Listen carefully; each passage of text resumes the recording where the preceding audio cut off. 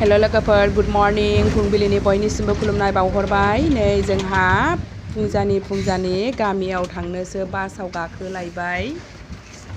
बिदिब्ला नोंथांमोनहा भिडिअखौ जोबजासे नायलांदो। बबेयाव दैबाना जादों लामायाव दिन्थिलांनोसै आङो। दा टाइमा फुंनि 6टा जाबाय। दा जोङो गुवाहाटी जालुकबारि मोनबाय।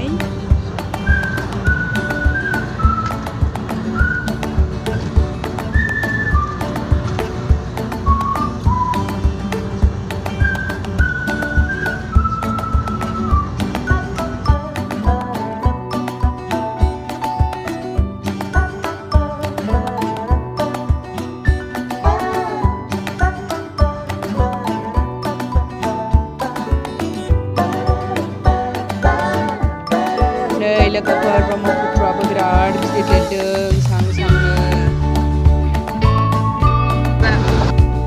फाइनेलि दा जोङो बरपेटा सिमलागुरियाव मोनफैबाय। टाइमा दा फुंनि 8:30 जाबाय। गासिबो हाब्रुजोब नै अखाजोंनो। दा जोङो क'क्राझाराव मोनफैबाय। क'क्राझाराव जोंनि न'आव थांनायनि लामाया नै गासिबो लोमजोबनानैसो दङ।